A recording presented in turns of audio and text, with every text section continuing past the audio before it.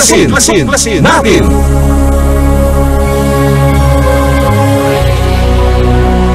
Ang palatuntunan sa radyo na tutuklas ng dapat malaman ng sambayanan. Maninindigan sa katotohanan. Tatalakayin at hihimayin ang mga kaalamang pangkalusugan, siyensya at teknolohiya, agrikultura, ekonomiya, maging mga usaping legal at isyung panlipunang dapat ibahagi, magsisilbing tulay ng mga karaniwang tao upang maiparating sa pamahalaan ang mga mungkahi, hinaing at pulso ng bayan. Ipaglalaban ang karapatan ng mamamayang Pilipino. Babatikusin ang mga salot sa lipunan. Pupurihin ang mga gumagawa ng kabutihan at naninindigan sa katotohanan. Tuklasin natin! Ang tuklasin natin ay handog sa inyo ni Cathy Cruz.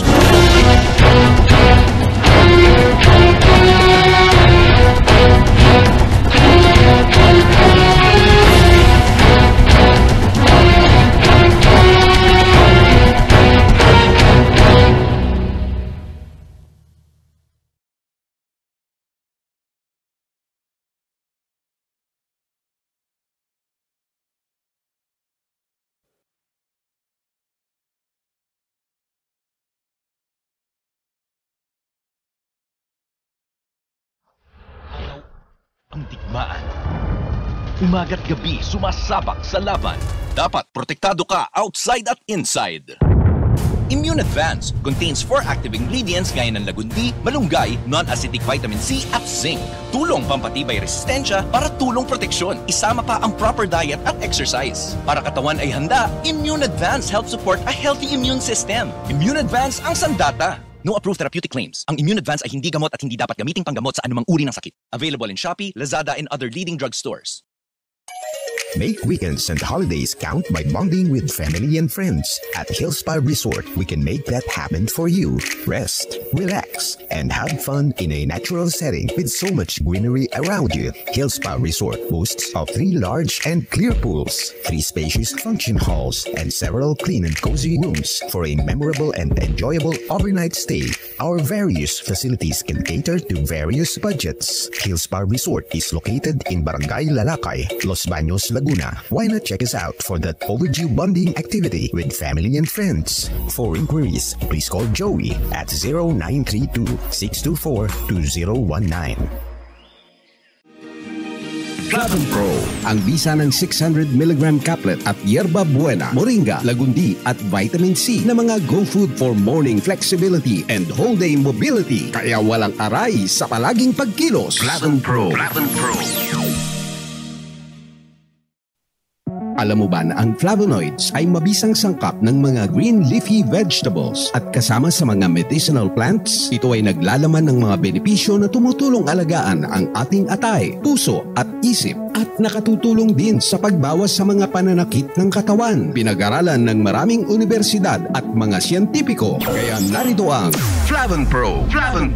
Ang Flavon Pro ay may mga sangkap ng yerba buena, moringa, lagundi at 110% reni ng vitamin C. Ang Flavon Pro ay gawa sa mga all-natural medicinal plants at 100% gawang Pinoy. Kaya palaging tandaan, Flavon Pro. Yes, Flavon Pro. Flavon Pro, kasama ang tamang diet at exercise. Ang partner mo sa pang-araw-araw na kilos at madaling paggalaw sa umaga, tanghali at gabi. Ang Flavon Pro ay mabibili sa mga suking botika, Lazada at Shopee o kaya'y tumawag sa aming hotline 0919-000-1738. Flavon Pro. Mahalagang paalala, ang Flavon Pro ay hindi gamot at hindi dapat gamiting panggamot sa anumang uri ng sakit.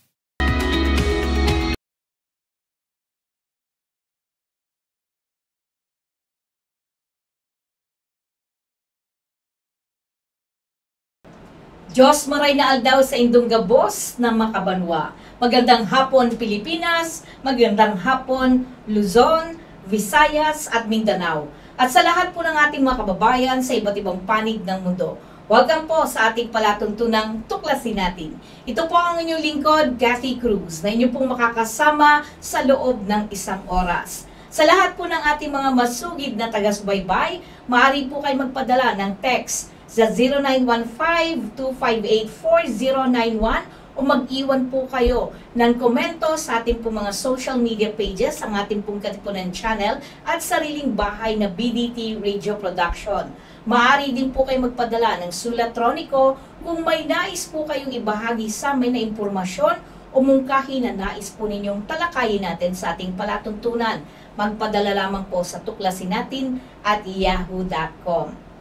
Well, ngayon po ay isang oras na talakayan po ang ating gagawin at ito ay tungkol sa Philippine Tropical Fabrics Month. Excuse.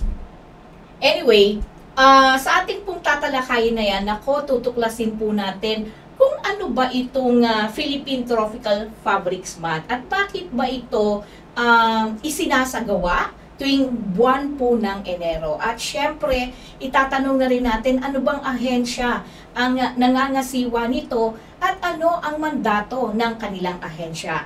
Hindi ko na patatagalin dahil makakasama natin si Evangeline Flor Pascua Manalang. Siya po ang Head Technology Transfer, Information and Promotion ng Philippine Textile Research Institute o mas kilala bilang PTRI. Magandang hapon po sa inyo, Ma'am Bangs. Magandang hapon po, Miss Cathy, at magandang hapon sa mga tagapakinig ng Tuklasin Natin. Isa pong karangalan na kayo po ay bahagi ngayon ng palatuntunan ito, ma'am. At nakakatuwa po na bagamat marami po kayong abala kayo sa inyong trabaho, ay nagkaroon po ako ng pagkakataon na makapanayan po kayo. Anyway, sa unang arangkada po ng ating palatuntunan, gusto ko lang po malaman kung ano po ba ang mandato ng Philippine Textile Research Institute. So, DOST Philippine Textile Research Institute ay parte ng Department of Science and Technology na ang aming pong mandato ay mag-conduct ng research and development for the textile and allied industries. At of course, yung po mga na-develop po namin na technologies, na mga produkto ay isinasari or tinatransfer po namin sa aming mga beneficiaries and stakeholders. Kami rin po sa PTRI ay nagbibigay ng iba't ibang serbisyo para po sa industriya ng pagtetela. Kasama na po dyan ang quality textile testing, processing, and even training na may patungkol sa textile processes. Ano po ba ang mandato ng PTRI? Ang Department of Science and Technology, Philippine Textile Research Institute, mula po sa pangalan niya, ay parte ng DOST. Ang mandato po ng aming ahensya ay sa gawa ng mga pananaliksik na patungkol po sa textile and allied industries. At ang mga na-develop namin na teknolohiya, mga produkto, ay isinasalin po namin o tinatransfer namin sa ating mga textile stakeholders. And kami din po ay nagbibigay ng mga serbisyo patungkol sa quality textile testing, processing, and nagbibigay din po kami ng mga training para po ma-develop natin ang human resource sa textile and allied industries. Ma'am, napakaganda pong malaman na ang PTRI ay bukod tanging ahensya po ng pamahalaan natin na siyang nag-aaral, nananaliksik at talagang sabihin na natin nagde-develop pagdating sa pagtetela, sa industriya ng pagtetela. Pero ma'am, ano-ano ba ang mga produkto, dito ba yan likas sa atin, yung mga produktong ginagawa bilang tela, na kung saan, siyempre after ng tela, ang output niyan madalas ay damit, hindi po ba? Ang bangs. Tama, oo. Tama, ano. Malawak po ang sektor ng textiles. Magsisimula po yan sa raw materials po natin, ang raw materials po natin ay mga hipla or fibers. At ito po mga hipla na ito ay magiging sinulid, magiging tela o magiging kasuotan. Pagkatas ng tela, pwede siyang kasuotan, pwede siyang home textiles, at pwede rin po tayong dumako sa medical textiles, kagaya ng ating face mask, ng ating PPEs. Lahat po yan ay textile. So malawak po yung nasasakop ng textile industry. Yung tanong niyo po kanina, no, tungkol sa kung saan ba nanggagaling or kung ang karamihan ba ng ating textile products ay gawa dito sa Pilipinas. Unfortunately, hindi po, no? Karamihan po ng mga tela na available sa ating bansa even mga kasuotan, ay actually imported. Pero hindi po ibig sabihin na wala tayong kakayahan. Nagkakaroon lang po talaga ng malawakang paggamit ng mga imported na tela dahil po sa presyo.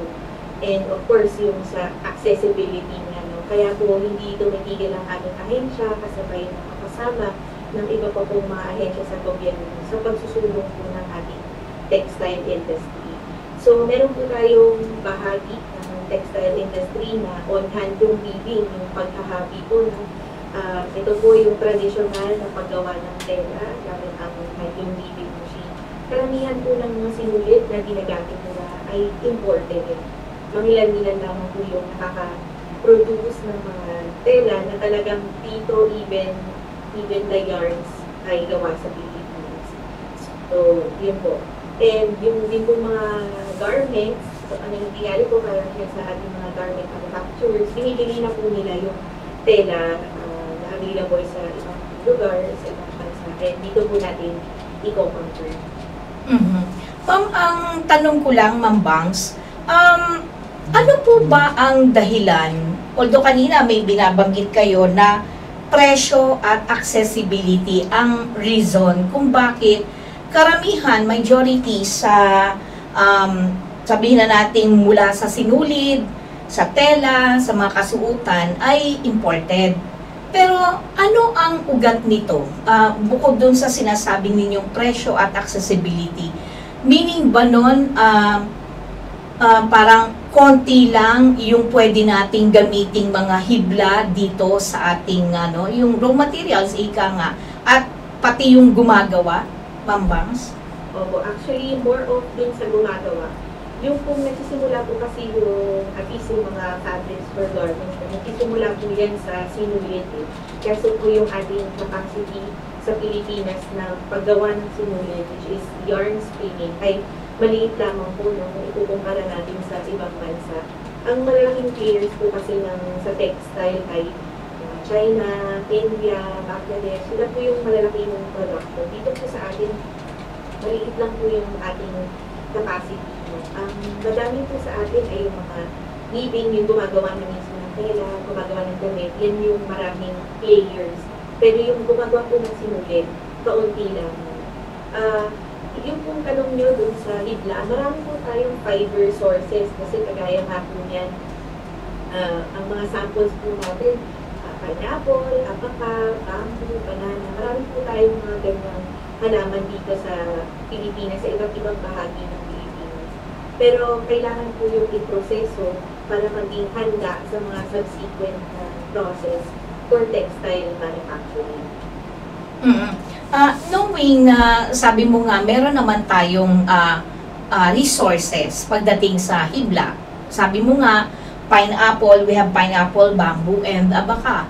Pero sinasabi mo ba, Ma'am Bangs, na pagdating doon sa mismong sabihin na nating bubuo o gagawa mismo ng tela, ay doon tayo nagkakaroon ng kakulangan? Ng sinulit. Ng sinulit pa lang po. Sinulit pa lang. So, sa sinulit pa lang, medyo gano'n na yung problema natin. May gap po tayo doon. Kaya po, ang naging strategiya po ng DOST-PPRI ay magtayo po ng mga spinning facilities na magkakaroon po tayo, para magkaroon po tayo ng kapasidad para makagawa ng sinulit. Kung matatandaan po ninyo, kami po ay nag-launch ng spinning facility sa Iloilo, meron din po sa Isabela. At up and coming na po yung sa Mindanao. So, para hindi na po centralized dito sa Manila yung production ng sinulit. So, ganun po yung naging strategy natin. And at the same time, kami rin po ay nakikipag-ugnayan sa iba't ibang mga private organizations or private groups para po magkaroon din sila ng, or mag-invest din po sila. Malaki po kasi yung requirement na investment pagkatungkol po sa textile. Mag-require po ito ng mga line of equipment. So, hindi po siya madaling i-acquire. So, kaya po, hindi naman po tumitigil ang gobyerno para maitayo itong mga facilities na ito, mga innovation hubs, para po in a way, ma-close natin yung gap sa supply po ng sinulit. So, we are just talking pa lang, sinulid sinulid pa lang itong pinag-uusapan natin na may kakulangan na. Sabi mo nga, obviously parang Luzon, Visayas, Mindanao itong binabanggit mo na nagtayo ang DOST-PTRI ng spinning facility. But of course, we understand na hindi ito sapat para talagang ma-accommodate lahat at mapalago mo, no? So, kung meron kang mga makakaharap o makakausap na mga, sabihin natin na mga pribadong sektor na pwedeng makipag-ugnayan, paano sila tutulong sa PTRI? Ano ang pwedeng gawin nilang hakbang, Ma'am Vangs? Oo. Ang mga dinevelop kasi ng PTRI is yung teknolohiya kung paano natin i-convert yung mga hibla mula sa halaman, paano natin sila gagawing sinulid, no? And even yung mga machineries na auxiliaries na kasamahan nun ay dinevelop din ng PTRI. So kung meron pong pribadong kumpanya na magiging interesado para po gumawa ng mga sinulid na gawa po sa hibla nandito sa Pilipinas, syempre po ang first step po dyan is makipag-ugnayan po sa aming ahensya. May kalaki po ito na agreement kasi nga po itong teknolohiyang ito ay patented po na teknolohiya ng PTRI, meaning meron po tayong patent dito. And of course, ituturo po namin under the agreement kung ano po yung mga kakailanganin na mga materials, kakailanganin na equipment, at kakailanganin na human resource para maitayo po natin yung facility for yarn spinning. Ngayon, meron din naman po kaming mode or mechanism na kung saan kung kunyari may isang startup company na nais na pong gamitin yung aming technology or gamitin yung facility namin. Binubuksan naman po namin ang access nito. Of course, again, meron po tayong agreement. Ito po ay governed by an agreement. So, ina-allow po namin yun kasi nga malaki po ang requirement na pera or investment para magtayo po tayo ng ganitong mga facility. So, binubuksan po namin ang aming facility and even offering our experts para matulungan po yung mga pribadong sektor na nais punta sa pagpo-produce po ng sinulid. Estimated lang, ma'am. Curious lang ako kung magkano ang initial na capital na kailangan mo para makapag tayo ka man lang ng kahit na yung ano ba tawag doon? Spinning facility o twining? Yes, ma'am. Spinning po, no? Yung paggawa ng sinulid. Kung nai-imagine nyo po, no? Bigyan po natin ng example. Kunyari yung pineapple. Di ba po pag kinuha natin yung pineapple, yung fruit na pineapple, hapon na po natin yung leaves eh. Pero dun po sa dahon na yun, makakakuha tayo ng hibla. So, magkakaroon po tayo ng extraction na process and then ipaprocess pa po siya further. Tawag po namin ito ay treatment hanggang sa maging katulad, halos na siya ng bulak. At yun po ang magiging input material natin sa spinning. So, yung spinning po, spinning facility ay binubuo ng iba't ibang mga equipment. At kung titingnan po natin yung facility namin na binanggit ko kanina sa Iloilo, sa Isabela, at sa Mindanao, paggawa po ng sinulid, magre-require po ito ng 50 million pesos na investment. Ang capacity po nito ay 50 kilograms per day. 50 kilograms of yarns per day. So, ganun po lalaki. Sinulid pa lang po yun. Of course, kung gusto natin itawid pa siya, papuntang tela, then may mga karagdagang equipment po tayo na bibilihin. Ako, medyo malaki-laking halaga po pala ang kakailanganin, ano? So, hindi biro yung talagang kailangan mong investment o capital mismo para lang makapagpatayo ka ng spinning facility para makagawa ka ng isang sinulid. Meron po akong isang nakita, no, na sa YouTube. Gamit ang mga PET bottles, ginagawa po nilang mga sinulid yun. Meron po bang pag-aaral din ang PTRI, lalo na makakatulong din ito para maibsan yung problema natin sa problema sa plastic? Ma'am Bangs.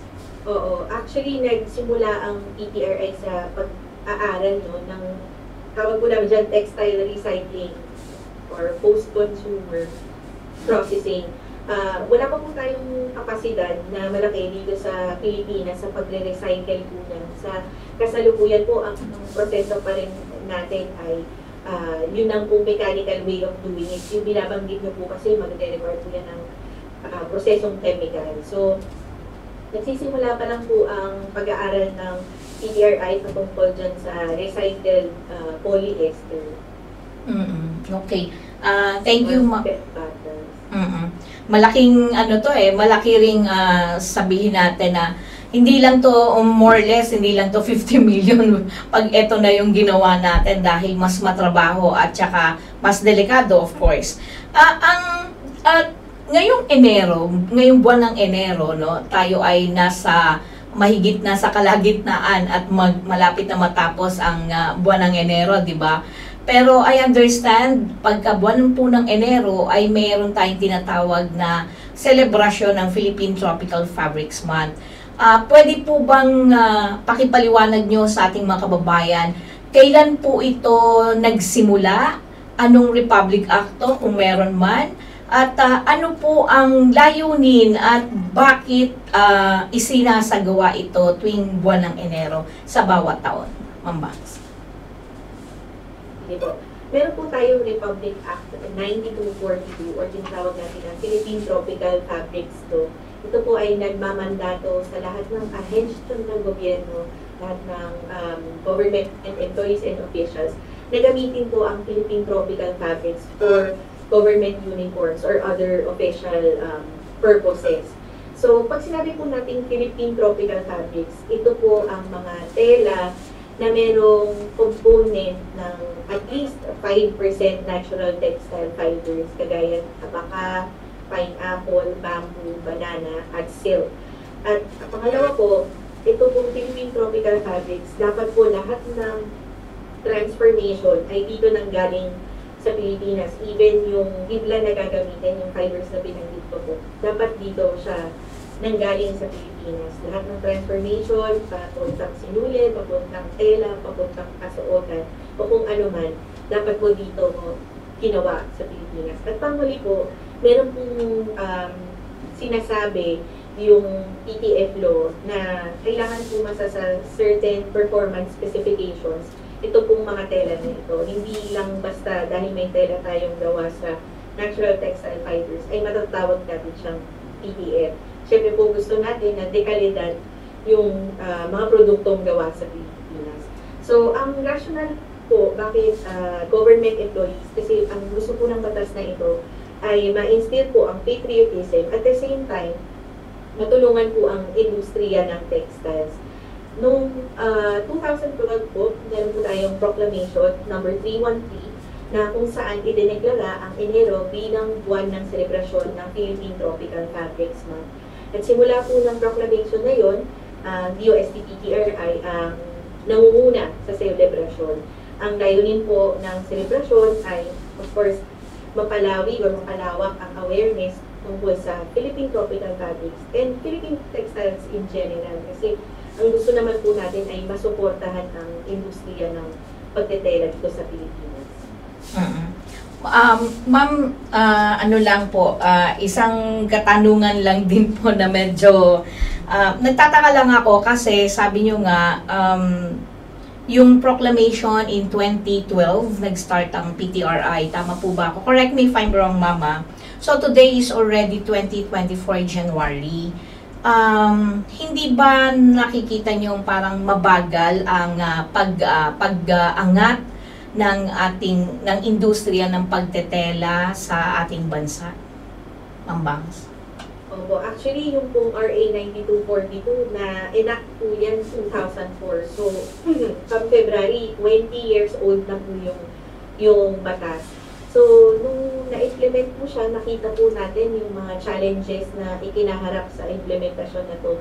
Kung kaya naman last year, 2023, nagkaroon po ng pag-amenda ng implementing rules and regulations. So, dito po tinignan na po ng technical committee, hindi lang po PTRI ang nito ang may stake dito. Bahagi po ng technical committee ang ibang ahensya ng gobyerno, katulad ng PTI, katulad ng Department of Agriculture, particularly the Philippine Fiber Industry Development Authority, and even Civil Service Commission.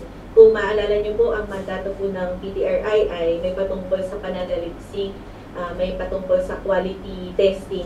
Hindi po kami lamang ang makakasagot sa lahat po ng mga challenges. No? And because of that, kaya po nagkaroon ng pag-amyenda dun sa implementing rules and regulations ng PTF law. So, ngayon po ay meron po tayong mga hakbangin kung paano po natin masusolusyonan yung mga issues, yung mga problems and challenges na ikinaharap po ng mga nakaraang dekada. Ma'am, itong Philippine Fiber Industry na binabanggit mo, ano ang naunang itinatag? Ang Philippine Fiber Industry o ang PTRI?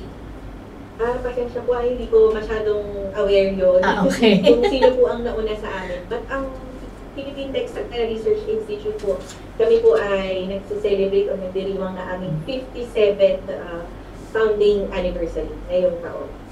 Nako. Etong 2024, anong month po? January 3. January din? January 3. January 3, okay. Anniversary. Oo, anniversary. Pag-iba po yung mandato namin, no? Of course, sa PIFIDA, ang kanilang focus will be on fiber production po talaga. And yung pagpapunta na siya, kapag papunta na ang Bibla sa textiles, yan naman po ay PTRI na. At least maliwanag. Doon pa lang talaga malaki na yung pagkakaiba niya, no, ma'am? Anyway, kanina may mga binanggit kayong mga challenges. Can you name few na mga nagiging balakid kung bakit una mabagal yung pag-usad ng industriya? Pangalawa, yung oportunidad. Kasi kung medyo mabilis ang pagsusulong natin sa industriyang ito, definitely magbibigay ng trabaho to sa marami nating mga kababayan. Mula sa mga magsasaka natin hanggang sa mga mamamayan, 'di ba? So, can you name some, Ma'am Bangs? Oo, actually yung major pa rin po talaga na issue is yung supply. Yung supply ng yung supply ng tela na magko-comply dun sa batas. So, kaya po yun yung sinusolusyonan natin ngayon, na magkaroon talaga ng mataas na volume ng production po ng Philippine Tropical Fabrics. At yun po, nagsisimula siya sa sinulid. So, yun po yung naging challenge. Kasi ang market po natin, captive market na po natin yung government employees. Ang civil service po, meron tayong nasa datos na humigit po mulang 1.9 million government employees. Kung lahat po ng yun ay gagamit ng Philippine Tropical Fabrics para sa uniforme at least, ay talaga naman po masosuportahan yung industriya. Kaya lang nga po, yung ating kapasidad sa paggawa po ng sinulit ay maliit. Yun po yung talagang main na naging challenge po. No? And isa pa, yun nga po, yung mga players natin sa industry ay konti na lamang po. No? And siguro yung mga isa sa mga major reasons kung bakit konti na lamang sila is of course yung presyo ng production dito sa Pilipinas. Mataas ang presyo ng electricity dito. Relatively yung pasweldo natin, yung salaries natin, relatively mataas din compared sa ibang mga bansa. So, marami pong mga aspeto, marami pong mga issues. So, yun po, na nagiging hadlang sa full implementation po nitong RA 9242. So, makikita natin kung titignan natin ang kabuuan, sa kabuuang larawan, Ma'am Banji, hindi lang ito usapin ng tela o sinulit. Ito rin ay usapin ng iba pang mga problema, suliranin natin, katulad ng binanggit mo kanina, mataas na halaga ng kuryente. Which up to now, ang natatandaan ko ay ang Pilipinas ang may pinakamataas na halaga ng kuryente sa buong mundo. Take note of that. At ang laki ng impact nito sa iba't ibang uri ng industriya, hindi lamang sa industriya ng textile, di ba, ma'am? Ngayon, alam ko hindi niyo sasagot pagdating sa energy na kasi ibang agency naman ito. Pero Bagamat alam natin na may mga kinakaharap tayo, mga balakid, at puspusan naman na ginagawa ng paraan ng PTRI para maibsan ang kakulangan natin.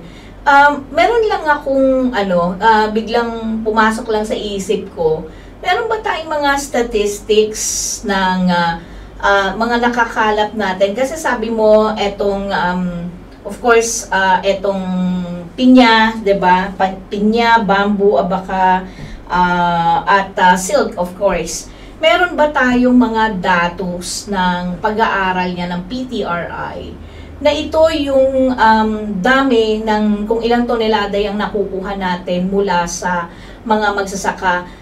Gusto ko lang ma-visualize kasi 'di ba, pag sinabi nating hibla, ito ba yung balat mismo ng pinya? Sample lang sa pinya. Balat ba mismo ng pinya yung ating ginagamit bilang sinulid, Ma'am Bangs? Ang ginagamit po natin is yung dahon. Dahon. Okay. Dahon mismo, anyway. Oo. So, ganun din Dahon po yung ginagamit natin. So, yung dahon po, mahaba po yung dahon po ng pineapple na fruit. And then, makakakuha po tayo ng hibla mula dito. So, through different processes, pwede pong decortication, pwede pong stripping, at itong mga hibla na ito, mukha po siyang buhok, no? Ipaprocess po natin siya para maging katulad siya ng cotton na pwede na po siyang isalak sa mga yarn spinning facility. May idea po ba tayo kung halimbawa dito sa mga dahon na nakakalap ninyo na mga ng pineapple, ilang porsyento po ang totaling nagagamit? Let's say in a scale of 1 to 10, nasa 50% ba yung nagagamit natin o mas marami yung naitatapon mula sa mga dahon na ito ng pineapple o mas marami pa rin yung nakukuha natin mula sa dahon ng pineapple? Ma'am Bangs. Wala po akong konkretong gastos niyan, pero sa aming pong kaalaman, ito pong mga production ng pineapple fibers and even abaka ay available naman po siya o nangyayari po siya dito sa Pilipinas. Kaya lang po, lumalabas itong mga hibla na ito as fiber, as raw material. So, meron po kasing mga international or mga ibang bansa na talagang naghahanap po nitong mga fiber. So, lumalabas po sila as raw fiber dito mula sa Pilipinas at eventually natatransform din po yan into either paper or textiles and bibilin din naman po natin sa Pilipinas. Ang abaka po, di ba, alam natin na ginagamit po ito sa currency. Pwede din po siyang materials for paper. So, wala po ako eksaktong datos kung ilan po ang napupunta sa textiles, but definitely, konting bahagi lang po yung napupunta sa textiles. Konting bahagi lang napupunta sa textile. Medyo na ko doon medyo napaisip ako ng naghanap ng datos bigla no? Anyway, kung minsan kasi, di ba, Ma'am Bangs, katulad nga ng sinabi mo, kakailanganin mo ng 50 million pesos para lang ito lang, sa spinning facility pa lang, 50 million na agad yung kinakailangan mong investment. So, meaning, kapag nagkaroon ka ng ganyan, syempre iisipin mo, pagka kumuha ba ako ng mga dahon ng pinya at gagamitin ko, kumbaga, paglilinaw lang ano ba to na ginagamit ng spinning facility? Kumbaga dried na siya kumbaga parang malabuhok na siya, malabulak na yung tawag dito, yung ini-spin ng mga spinning facility natin. O mula dun sa pagkakuha mula sa mga farmers, o di ko alam kung paano ang proseso na ginagawa, ay meron pang ibang proseso na isinasagawa. So, ibang makina na naman ang gumagawa nun. At paglilinaw lang din, ito bang yung proseso bang yon mula dito sa atin ng raw materials, pupunta sa ibang bansa, tas babalik uli sa atin? Ganun ba ang nangyayari, Ma'am Bangs? Oo. Maaari ko pong i-share sa inyo yung larawan para ma-visualize yes. later on. Pero talaga pong merong production po sa atin ng pineapple fibers, abaca fibers. So, sa iba't ibang bahagi po ng Pilipinas, specifically ang karamihan po ng pineapple yung nasa Region 12 kasi nandyan po yung mga production talaga natin ng mga canned pineapple fruits. No? Ito pong mga leaves na ito, tapon na po kasi talaga yan. Hindi na po yan pakikinabangan. Pero makakakuha po tayo ng hibla sa kanya. And yun nga po, lumalabas siya as decorticated fiber or raw fiber. Lalabas po yan. Isasend ko sa inyo yung litrato para ma-visualize nyo. And yan po yung binibili na ng ibang bansa. Para po meron na tayong number, no? Sa buong Pilipinas po meron tayong about 66,000 hectares of pineapple plantation. Kasi nga po, isa rin naman tayo sa mga nangungunang producers ng pineapple fruit. Yun naman po banana, meron tayong about 88,000 hectares of banana plantation. Ganoon din po kasi sa banana ang pinagkukuhanan po natin ng hibla ay yung pseudostem or trunk ng banana.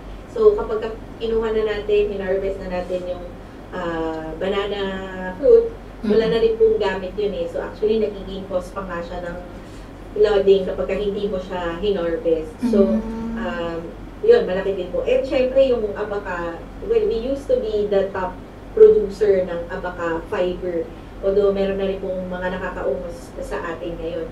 Meron po tayong about 132,000 hectares of this abaca plantation. So kumbaga marami tayong hibla na available sa Pilipinas. Hindi ko pa binanggit yung bamboo. Pero marami po tayong available niyan. Pero sa ngayon po ay nandyan lang sila sa ground or nandyan lang sila sa ating mga probinsya. Ang kailangan po is yung magpoproseso ng mga hiblang ito para maging handa sila sa mga susunod na proseso para gumawa tayo ng sinulid, para gumawa tayo ng textile. Yun po yung sinusolusyonan natin ngayon.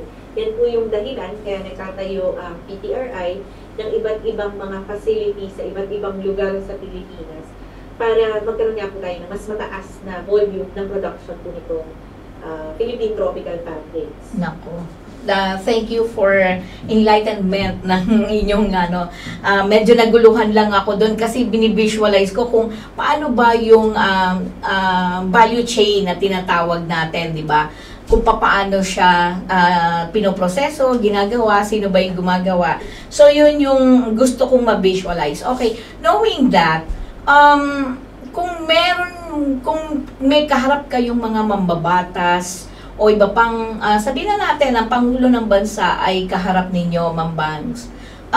Ano ang pwedeng nyong hilingin sa kanila para matulungan kayo sa layunin ninyo dyan sa PTRI upang talagang umusad ng mas mabilis pa at mabigyan nyo ng kaukulang mga makinarya o kung ano pang mga kailangan para katulad nung masolusyonan, mabigyan kalutasan yung mga challenges na nararanasan ninyo.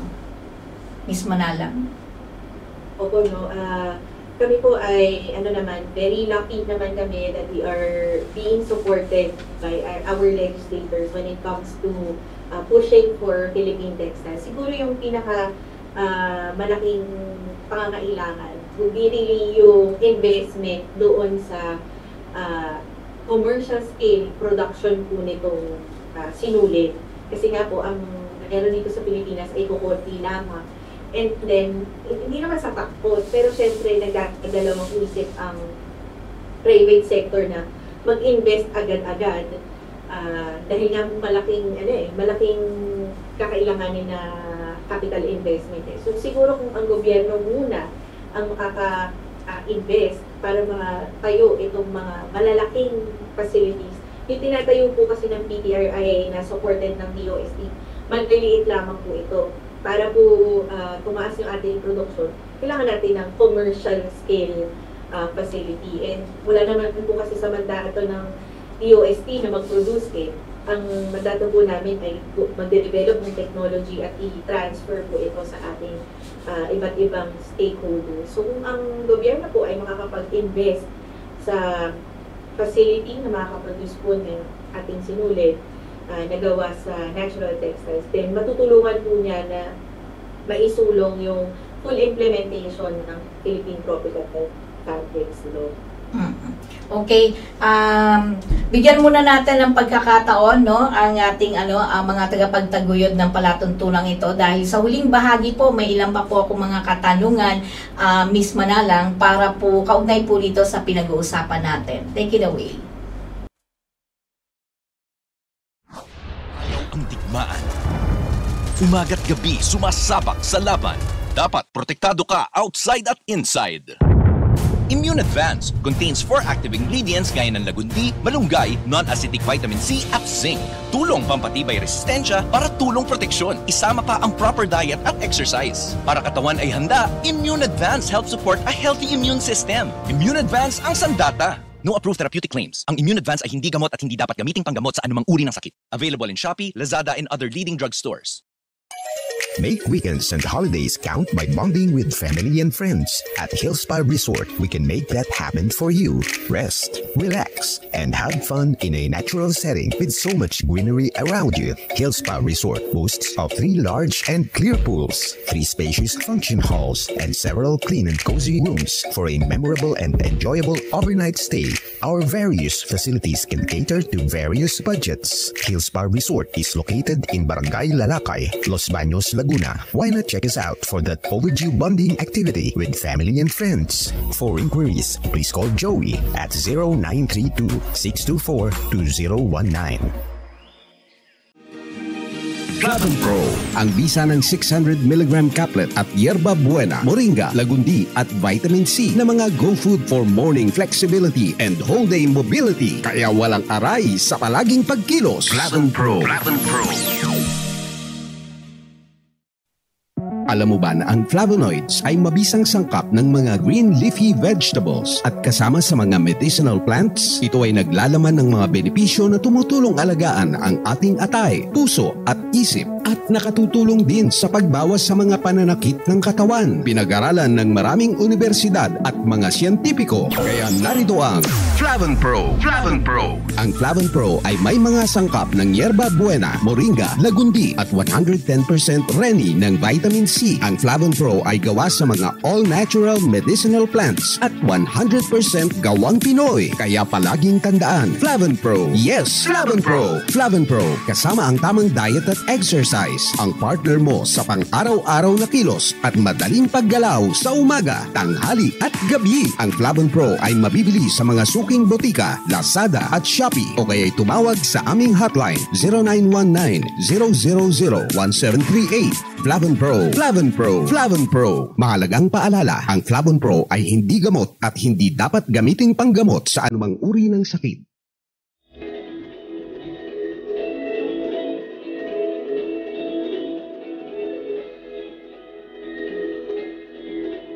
Okay, tayo po ay muli nagbabalik dito pa rin sa ating palatuntunang tuklasin natin. At ito po ang inyong lingkod, Kathy Cruz, na inyo pong nakakasama sa loob ng isang oras. Siyempre, kasama pa rin po natin ang ating pong panauhin. Walang iba kundi si Binibining Evangeline Manalang. Siya po ay mula sa PTRI.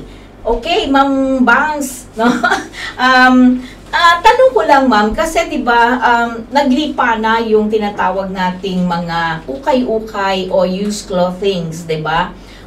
Unang-una, batay sa mga nakakalap kong impormasyon, ito ay galing sa ibang bansa na inaangkat pa natin at binebenta ng mura dito sa hindi lang dito sa Metro Manila kundi sa buong bansa, no? Nagkakaroon ba ng epekto ito sa industriya ng textile, Ma'am Bangs? Definitely, no. Yung mga ukay kasi hindi lang yan yung parang mga second hand na yung mga second hand na makasuotan o yung mga nagamit na, no. Ang ukay kasi meron din diyang mga textile na smuggled, meron din diyang mga, yung yung isinama doon sa mga pinapadala, no. So, talagang maapektuhan niya yung industriya ng pagtetela.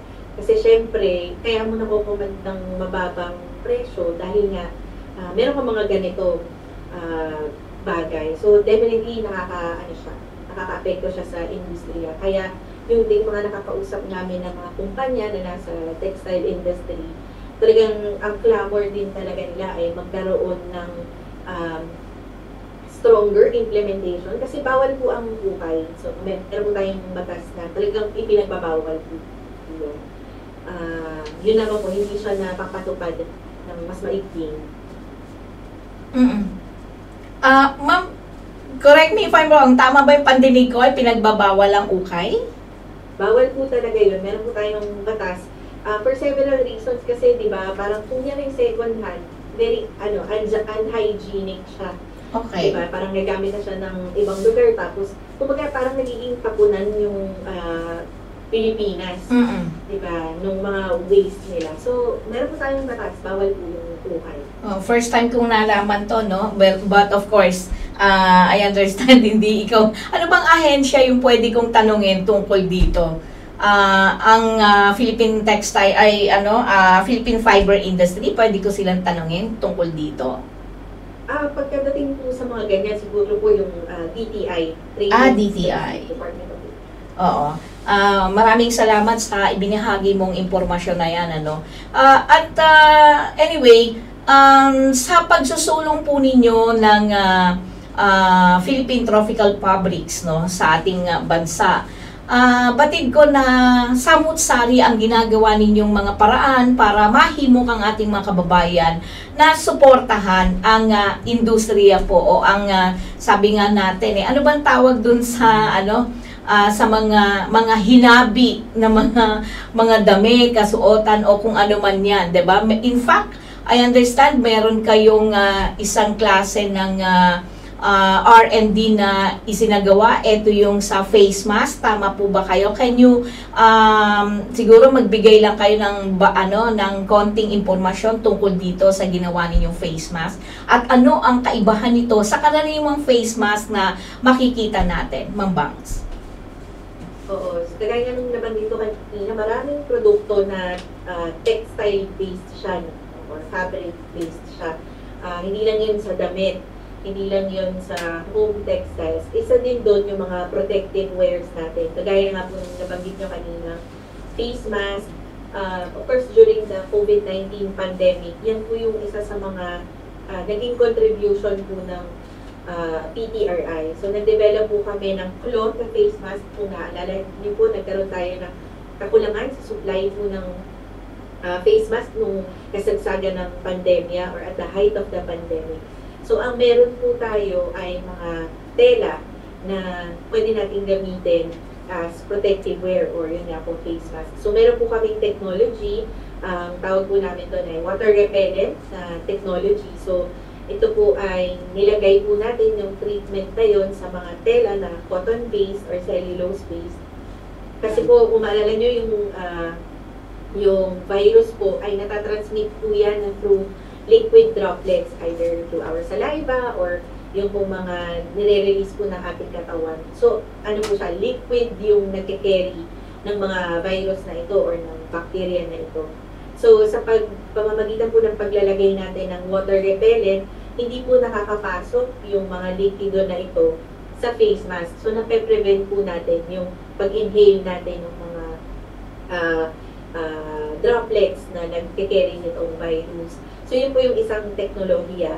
And wala po, nung time po na yun, wala rin po kasing mga standards or performance specifications kung ano dapat ang property ng isang cloth face mask. Kasi ang meron po tayo, yung nalala nyo yung N95, N98, may mga specifications po yun kung paano niya napifilter yung mga bacteria, yung breathability aspect niya. Wala pong ganyang standard for community face mask. So, ang ginawa po ng PTRI sa pakikipag-ugnayan po sa DOH, sa DTI, nagkaroon po tayo ng specifications kung ano dapat ang property, ano yung performance ng isang cloth face mask. So, hindi lang tayo basta-basta gumagamit nitong mga cloth face mask. Meron din dapat silang mga properties na kaya nilang maprotektahan yung magsusuot nito. So, yun po yung isa sa mga development ng PTRI. Marami po kaming teknolohiya na dinevelop, parang kulang po yung isang oras para ibahagi yun sa inyo. Pero yun po, nung isususugan ko lang po, no, nung time ng pandemic, wala po palang kakayahan ang Pilipinas na mag-test nitong mga face mask, not just the cloth face mask, even yung mga N88, N95, wala tayong kakayahan dito sa Pilipinas. So, parang kahit sino pwedeng magbenta ng face mask at i-claim nila na talagang nakaka-filter or breathable. Pero dahil po nangyari yung pandemic na at sa tulong din po ng gobyerno, nagkaroon po tayo ng pondo, kaya po napatayo natin yung medical textile testing facility. So, kung during the pandemic, ang mga samples po ng face mask, pinapadala natin sa ibang bansa para ma-test po natin.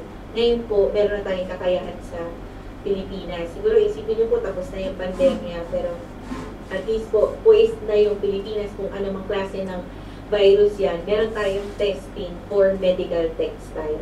Naku, maganda yun, ano? At least, kumbaga, naging dahilan yung COVID-19 para magkaroon, makapagtatag tayo ng tinatawag nating medical textile testing facility dahil first time sa PTRI ito.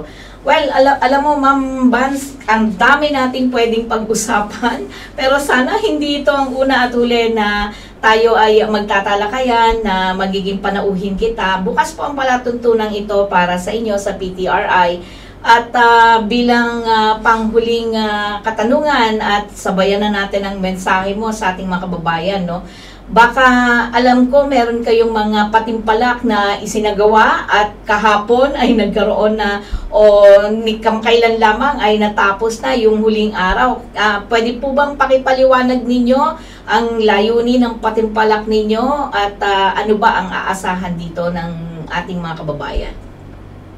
So, yun nga po, no, ngayong Enero ay pinagdiriwang po natin ang Philippine Tropical Subjects Month. At syempre po, ang layunin talaga nito ay maging malawak po yung kaalaman ng bawat Pilipino sa Philippine textiles, na meron po tayong kakayahan or meron po tayong kapasidad na makagawa ng sarili nating mga tela. Para po sa selebrasyon na ito, sa buwan na ito, naglunsad po kami ng mga competition, iba't ibang mga contest para po ma-increase yung awareness po natin mga Pilipino. So, kami po ay nagkaroon ng mobile photography contest. Ito po yung tinatawag namin na Telarawan, kung saan ito po ay naging bukas sa mga government employees or mga nasa civil service para po, kumbaga, magkaroon din sila ng sarili nilang take kung ano ba yung Philippine textiles para sa kanila sa pamamagitan ng pagkukuha ng selfie or pagkukuha po ng mga litrato ng textiles dito o Philippine textiles. Yung isa naman pong competition is para po sa mga estudyante na nasa high school at nasa college. Ito po yung Digitelart, which is a digital poster making competition. Pero din po ang layunin, no, na yung po ating mga kabataan ay malaman kung ano po ba yung Philippine textiles. Kadaniwan po kasi na alam lang natin sa Philippine textiles ay pinya or silk, pero marami pa po tayong mga Philippine textiles, no? And then lastly, panghuli, nagkaroon din po kami for the very first time ng TikTok na contest. Ito naman, ito ay naging open sa lahat, kung saan ang gusto po namin ay maibahagi po ng ating publiko kung ano yung naiintindihan nila about textiles. Pwedeng yung science concept or pwedeng kung ano yung mga available na textiles dito sa Philippines. At masaya naman po kami na ito ay naging well-received. Marami po kaming na-receive na entries. Huwag po kayong mag-alala, taon-taon po namin isinasagawa itong contest na ito. At siguro po, kukunin ko na rin po itong opportunity na anyayahan ang ating mga tagapakinig na stakeholders po ng pagtitela. Maaari po kayo ay nasa pribadong sektor na naghahanap po ng business opportunities, or kayo po ay gustong malaman kung ano yung mga programa na isinasagawa para sa textile and allied industries. Inaanyayahan po namin kayo na dumalo sa National Textile Convention na gaganapin sa January 30 and 31. Ito po ay mangyayari sa Rizal Park Hotel sa Manila. Dito po ay magsasama-sama po ang iba't ibang stakeholders po ng textiles mula sa, of course, sa media, sa ating mga fiber producers, yung ating mga farmers, handloom weavers, spinners, dyers, hanggang sa gumagawa po ng uniforms and other textile products. Magsasama-sama po tayo para po maibahagi natin yung kanyang mga programang paaralang isulong ang industriya ng pagtetela. So, para sa mga karagdagang impormasyon, maaari niyo pong bisitahin ang aming website sa www.ptri.dost.o.ph or sundan po ang aming Facebook page, Instagram, and TikTok. Hanapin nyo na lang po DOST-PTRI. So yun po, maraming salamat po, Cathy, and of course, sa tuklasin natin sa opportunity na maibahagi sa inyo ang Philippine Tropical Fabrics Month Celebration. Nako, maraming salamat mga mambangs. At syempre,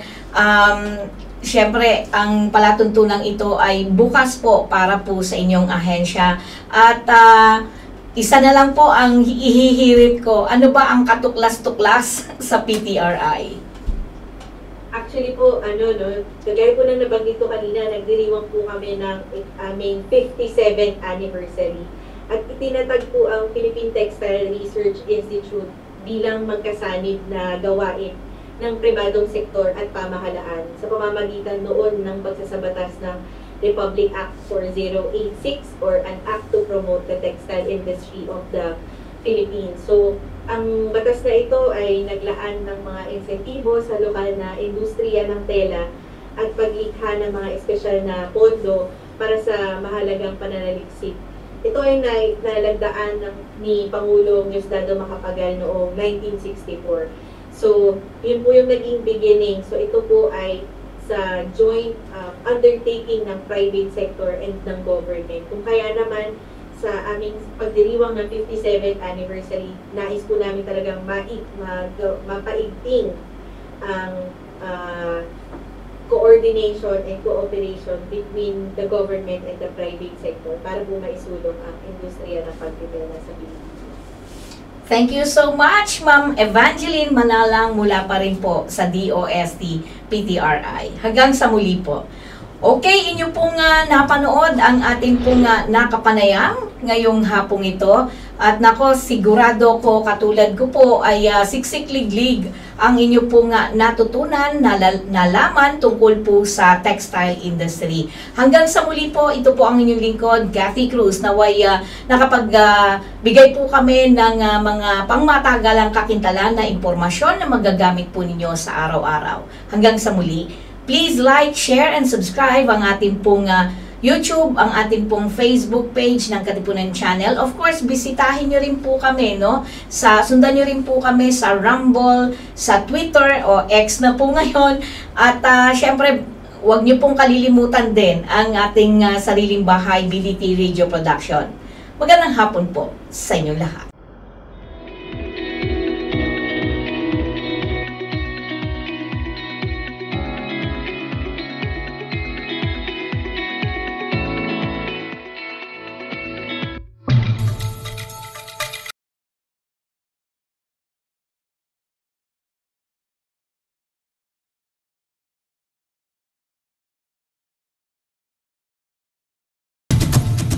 Tuklasin natin hanggang sa muli.